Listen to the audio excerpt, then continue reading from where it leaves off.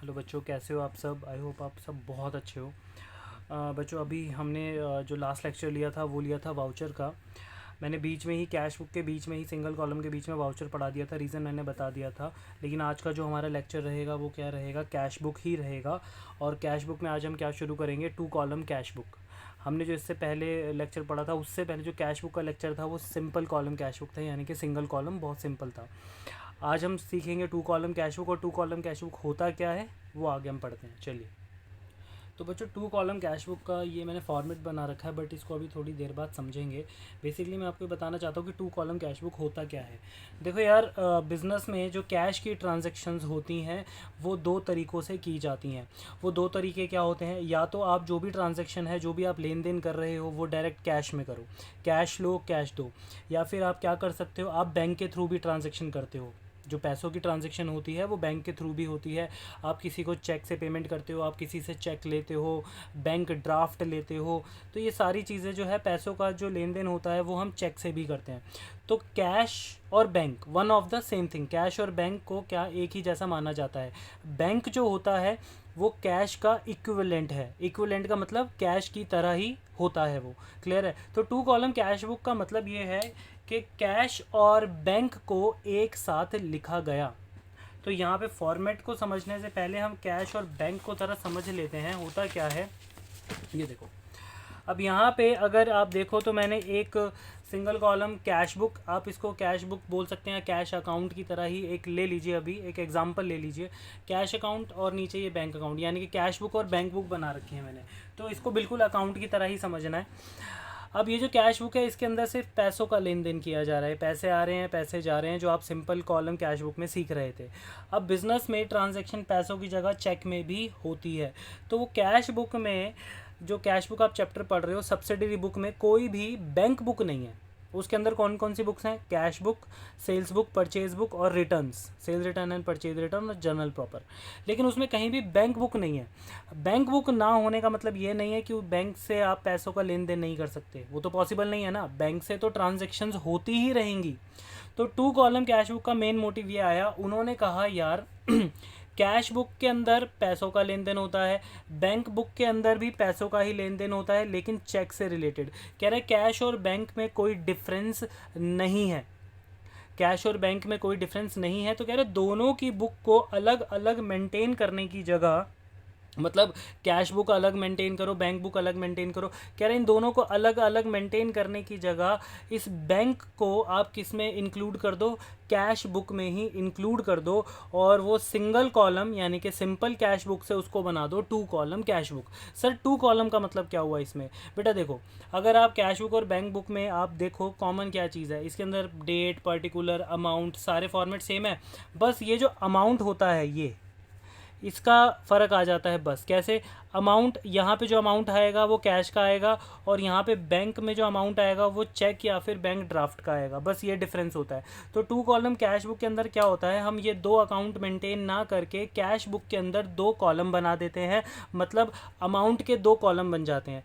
एक अमाउंट के कॉलम में कैश की ही ट्रांजैक्शंस आती है, पैसा आया पैसा गया, और दूसरा जो कॉलम होता है वो होता है बैंक का। बैंक से जो चेक आपने बैंक में डिपॉजिट करवाया वो डेबिट, बैंक से जो चेक से पैसा आपने निकाला वो क्रेडिट, क्योंकि कैश और बैंक दोनों का नेचर क्या होता है, एसेट। तो हमने इन दोनों को मर्ज कर दिया, कैश बुक और बैंक बुक को मर्ज कर दिया, और हमने एक ही कैश बुक बनाई है जिसको हम क्या बोलते हैं, टू कॉलम कैश बुक। क्या बोलते हैं इसको हम, टू कॉलम कैश बुक। और टू कॉलम क्यों बोलते हैं मैंने अभी समझा दिया, जिसके अंदर कैश और बैंक दोनों का ही अमाउंट आता है। तो देखिए इसका फॉर्मेट क्या हुआ, date same, particular same, LF same, cash और बैंक। यानी कि जो पैसों का लेन देन हो रहा है वो कैश के कॉलम में जाएगा, और पैसों का लेन देन अगर आप चेक से कर रहे हो, पैसा अगर चेक से आ रहा है आपके पास, तो वो बैंक के कॉलम में वो अमाउंट जाएगा। जैसे आपने चेक बैंक में डिपॉजिट करवाया, आपने किसी को चेक से पेमेंट की, आपने किसी से चेक से पेमेंट ली, तो वो जो भी अमाउंट होगा वो बैंक कॉलम में बैंक का आएगा। फिर उसके बाद ये तो हो गई डेबिट साइड, ये आने पैसा आने, रिसिप्ट साइड पैसा आने की साइड और पैसा जाने की साइड, वही same date particular LF cash and bank. पैसा जाएगा, कैश जाएगा तो कैश के कॉलम में, और अगर आप किसी को चेक से पेमेंट कर रहे हो तो वो बैंक के कॉलम में। बस यही था 2 कॉलम कैश बुक। अब इसको और ज़्यादा समझने के लिए इसकी एंट्रीज़ करेंगे, ठीक है। एंट्रीज़ में ज़्यादा कुछ नहीं है, पहले बेसिक सिंपल एंट्री सीखेंगे, फिर इसकी एक दो जो है थोड़ी सी खतरनाक एंट्री सीखेंगे। इसमें खतरनाक एंट्रीज़ क्या हैं? खतरनाक मतलब ये जो कैश बुक बना है 2 कॉलम कैश बुक के जो क्वेश्चंस होते हैं, इसमें सिर्फ 3 या 4 मोस्ट इंपॉर्टेंट एंट्रीज़ हैं जो आपके एग्ज़ाम में आती ही आती हैं, जिसमें से एक आपको मैं सिखाऊंगा कॉन्ट्रा एंट्री। सबसे फेमस, सबसे इम्पॉर्टेंट कैश बुक में 2 कॉलम कैश बुक जो आपके एग्ज़ाम में क्वेश्चन आएगा, उसमें ये कॉन्ट्रा एंट्री आएगी ही आएगी, लेकिन आपको ये बाद में समझाएंगे। पहले ज़रा 2 कॉलम कैश बुक का एक क्वेश्चन कर लेते हैं। देखिए बच्चों, पहले बेसिक सी थ्योरी मैंने लिखी है, ये आपको इसका PDF मिल ही गया होगा। कह रहे 2 column cash book with cash and bank column. कह रहे cash book is a 2 column cash book is a cash book which has 2 columns for amount each side. One column is record cash transactions and other column is record bank transactions. Thus, 2 column cash book represent two account, that is cash account and bank account, जो मैं ही समझा रहा था। Clear है? तो ये मैंने format आपको पहले भी दिखाया था, यहाँ बना हुआ है। तो इस क्वेश्चन किस तरीके से करेंगे वो देखते हैं। देखो बच्चों, क्वेश्चन में कह रहा है प्रिपेयर 2 कॉलम कैश बुक, ऐसे ही बोला जाएगा और यही एग्जाम में आएगा, ठीक है।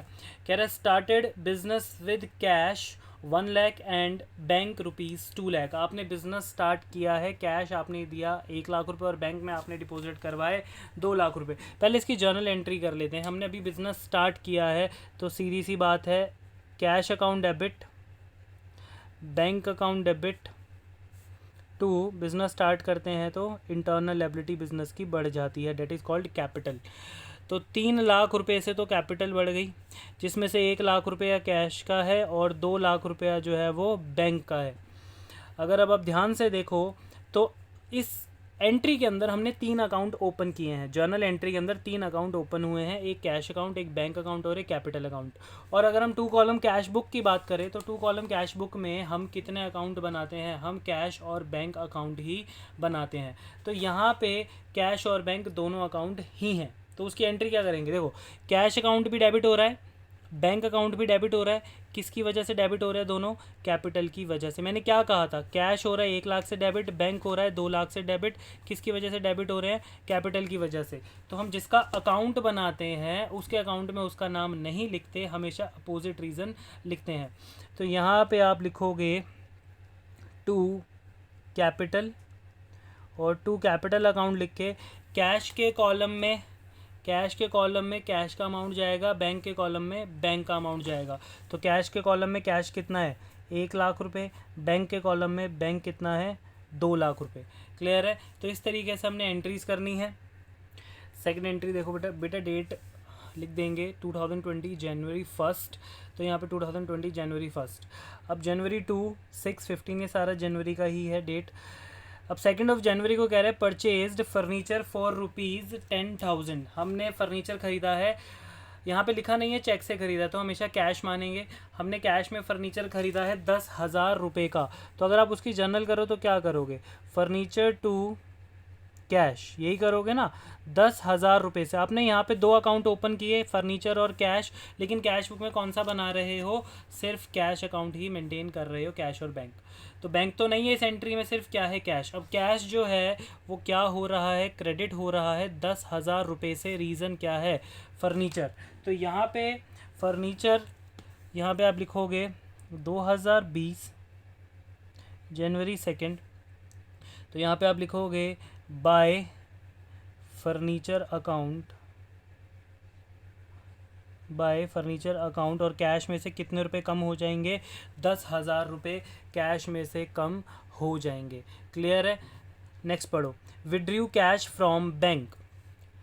अब ये जो एंट्री है विड्रू कैश फ्रॉम बैंक ₹20,000, हमने बैंक से कैश निकाला है 20,000 रुपये का। तो इसकी जर्नल आप बहुत बार कर चुके हो। इसकी जर्नल एंट्री क्या होगी? कैश फ्रॉम बैंक की।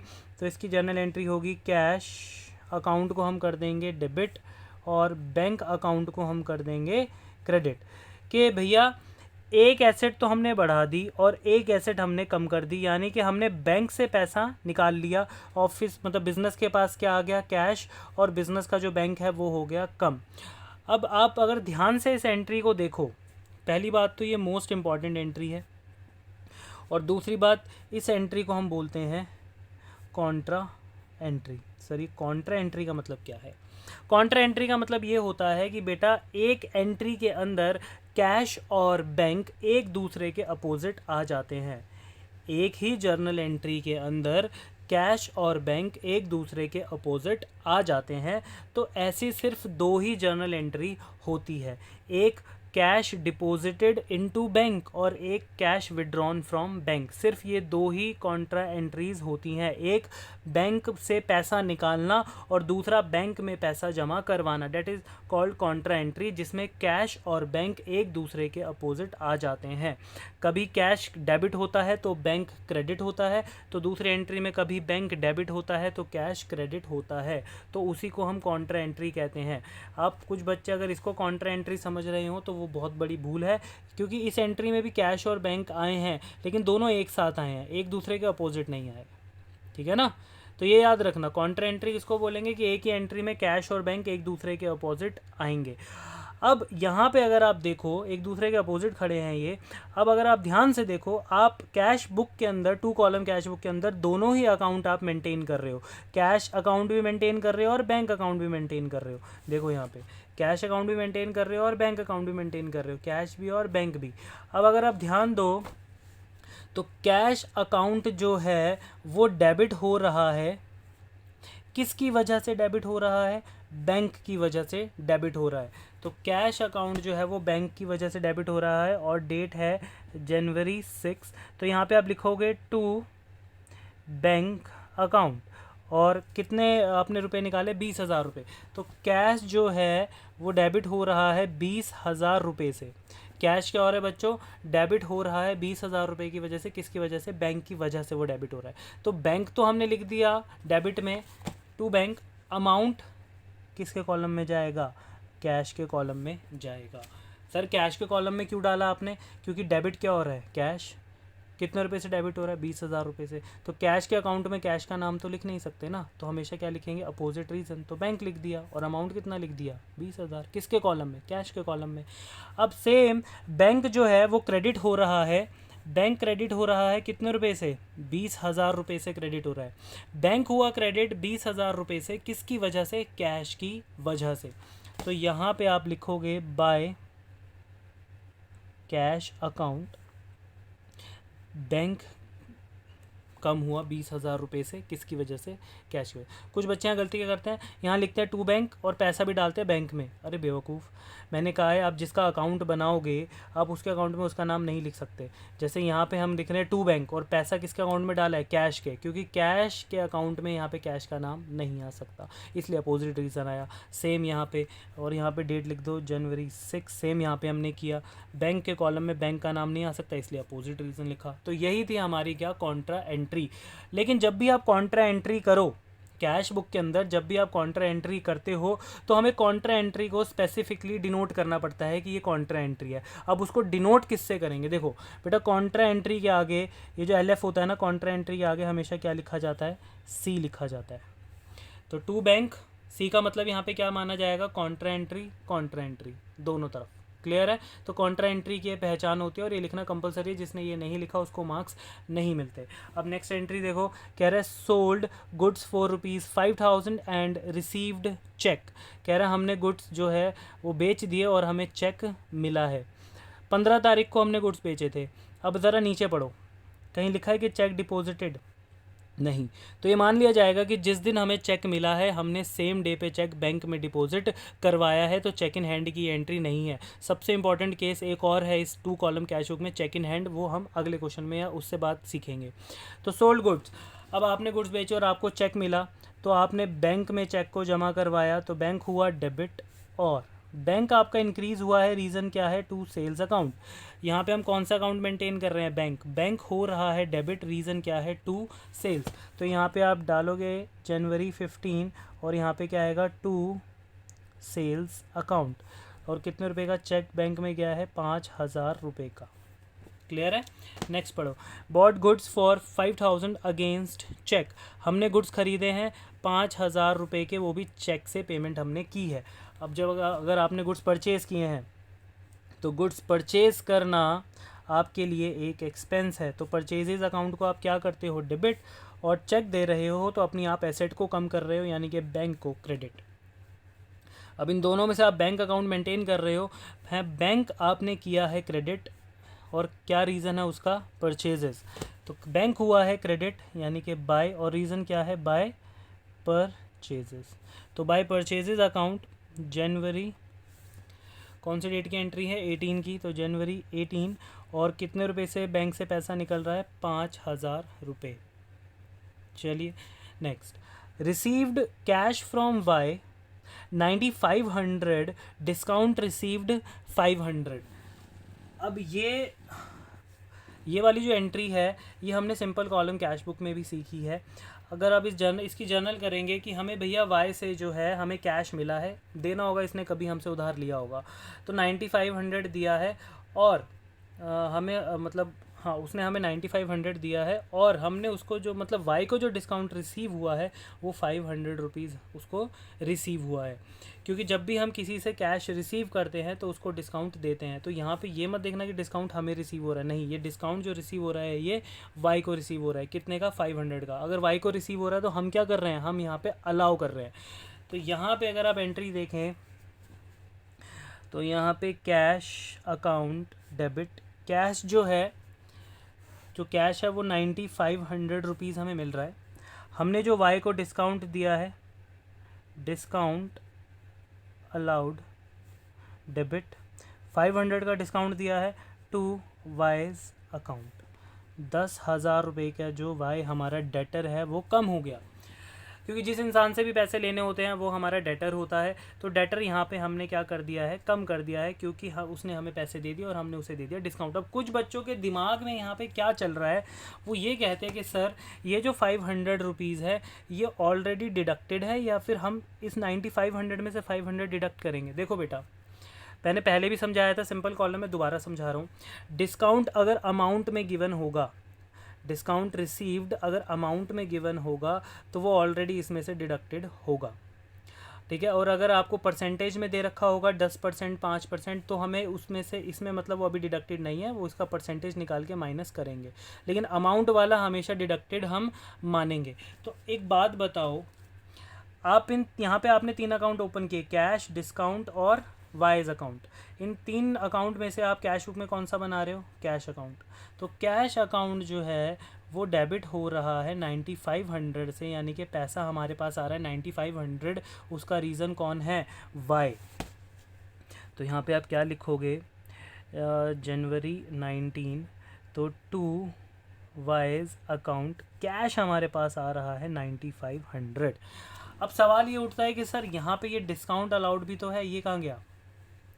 तो जो एंट्री उन 5 बुक्स में नहीं जाती, जो एंट्री कैश बुक में नहीं जाती, वो एंट्री कहाँ जाती है? वो एंट्री जाती है जर्नल प्रॉपर में। तो पीछे क्वेश्चन के एंड में आपको जर्नल प्रॉपर मेंटेन करना पड़ेगा। तो यहाँ पे आप 2020 proper date, particulars, LF debit credit का कॉलम बनाएंगे। तो यहाँ पे आप डेट डालेंगे जनवरी 19, और एंट्री जो है कैश अकाउंट की एंट्री तो हम कर चुके हैं, ये वाली एंट्री तो हमने कर दी कैश बुक में। एंट्री कौन सी नहीं हुई? ये 500 रुपये की एंट्री नहीं हुई। तो डिस्काउंट अलाउड टू वाई, तो यहाँ पे हम करेंगे discount allowed account debit to Y's account. कितने रुपए का डिस्काउंट? 500। तो जो एंट्री यहाँ नहीं हुई वो हमने जर्नल प्रॉपर में कर दी। ये कंपलसरी होता है, अदरवाइज़ मार्क्स कट जाते हैं, तो आपको इस चीज़ का ध्यान रखना है जर्नल प्रॉपर का। चलिए अब लास्ट एंट्री करते हैं अपनी, फिर अकाउंट को क्लोज करेंगे। कह रहे डिपॉजिटेड कैश 5000 इनटू बैंक। लो भाई, एक एंट्री आपने पढ़ी थी विड्रू कैश फ्रॉम बैंक, और एक एंट्री आप पढ़ रहे हो डिपॉजिटेड कैश इनटू बैंक। मैंने क्या कहा था? 2 ही कॉन्ट्रा एंट्री होती हैं बस, एक बैंक में पैसा जमा करवाना और एक बैंक से पैसा निकालना। तो ये क्या हो रहा है? यहाँ पे हम बैंक में पैसा जमा करवा रहे हैं, तो इसको हम क्या बोलेंगे बच्चों? Contra entry. तो अगर आप बैंक में पैसा जमा करवाते हो तो एंट्री क्या होती है, बैंक बढ़ जाता है और कैश जो है वो कम हो जाता है। तो ये हमारी कौन सी एंट्री बन गई, कॉन्ट्रा एंट्री। कॉन्ट्रा एंट्री का मतलब कैश और बैंक अकाउंट दोनों एक ही एंट्री में आ गए और दोनों एक दूसरे के अपोजिट आ गए, that is called Contra entry. तो यहाँ पे कैश और बैंक कितने से है, कितने रुपए जमा करवा रहे हैं हम, 5000। तो बैंक अकाउंट जो है वो डेबिट हो रहा है और कैश अकाउंट जो है वो क्रेडिट हो रहा है। बैंक अकाउंट डेबिट हो रहा है 5000 से, बैंक अकाउंट डेबिट हो रहा है 5000 से, वजह कौन है, कैश, यानी बैंक डेबिट, रीज़न कैश। तो हम यहाँ पे क्या लिखेंगे बच्चों, जनवरी 29 टू कैश अकाउंट, और सी का मतलब कॉन्ट्रा एंट्री। पैसा किसके कॉलम में जाएगा, बैंक के कॉलम में, क्योंकि बैंक जो है वो डेबिट हो रहा है। अब दूसरी तरफ देखो तो कैश अकाउंट हो रहा है 5000 से क्रेडिट, किसकी वजह से कैश क्रेडिट हो रहा है, बैंक की वजह से। तो यहाँ पे जनवरी 29 by bank account, Contra entry, और पैसा कहाँ से कम होगा, कैश के अकाउंट से कम हो जाएगा, that is called Contra entry. ख़त्म क्वेश्चन। अब वही सेम करना है, अकाउंट्स को क्लोज करना है जैसे हम करते हैं बैलेंस सीडी निकाल के पूरे इसको, ये वाली हमारी रिसिप्ट साइड है, ये पेमेंट साइड है। तो कितना पैसा हमने कैश का कमाया, कितना बैंक का, कितना उनमें से खर्च किया, जो बच गया एंड में, तो मंथ के एंड में जनवरी 31 यहाँ पे हम लिखेंगे बाय बैलेंस सीडी। अब कुछ बच्चे यहाँ पे बैलेंस सीडी में बड़ा कंफ्यूज होते हैं, कैश और बैंक में। अरे भाई कुछ नहीं करना, अलग अलग करना है। पहले कैश का टोटल कर लो, ठीक है, 1,29,500 हमने पैसा कमाया है। 1,29,500 में से खर्च कितना किया है, 15,000 रुपये खर्च किए हैं। तो माइनस कर दो 1,29,500 में से कितने, 15,000। तो ये हमारा आया है 1 लाख,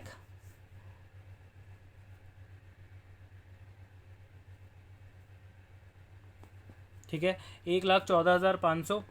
अब यहाँ पे बैंक का कर लेते हैं, ये है 2,10,000। 2,10,000 में से हमने 25,000 खर्च कर दिए, तो 2,10,000 माइनस कितना, 25। तो 2,10,000 माइनस 25, ये आ गया हमारा 1 लाख, ठीक है, 1,85,000 रुपीज़। तो हमने ये दोनों का बैलेंस सीडी अकाउंट को क्लोज़ कर दिया। अकाउंट क्लोज़ करने के बाद आपको क्या करना है, दोनों को बैलेंसिंग करना है आमने सामने, ठीक है। तो ये वाली साइड 1,29,500, ये वाली साइड 2,10,000, ये वाली साइड 1,29,500, 2,10,000, दोनों साइड इक्वल है। और मैंने क्या कहा था, जो आपने लास्ट मंथ जो आपने बैलेंस सीडी किया है, नेक्स्ट मंथ वो बैलेंस बीडी हो जाएगा, यानी कि फेब 1 को यहाँ पे आप लिखोगे to balance BD, opening balance. Cash का ओपनिंग बैलेंस है अगले महीने का 1,14,500 और बैंक का है 1,85,000 रुपीज़। यहाँ पे हमारा क्वेश्चन हो जाता है समाप्त, ठीक है बेटा। ये था हमारा 2 कॉलम कैश बुक, ठीक है। अब एक और क्वेश्चन आगे हम करेंगे। अभी आप इस वाले लेक्चर को हम यहीं ख़त्म करते हैं। मैंने आपको इसमें कॉन्ट्रा एंट्री सिखाई, कैश और बैंक का कॉलम सिखाया। अब नेक्स्ट लेक्चर में आपको नेक्स्ट क्वेश्चन के साथ मिलेंगे, थोड़ा बड़ा क्वेश्चन करेंगे जिसमें हम सारे के सारे जो कॉन्सेप्ट्स को कवर करेंगे, और 2 कॉलम कैश बुक को 1-2 क्लासेस और में हम ख़त्म कर देंगे, ठीक है बेटा। Till then bye bye, take care guys.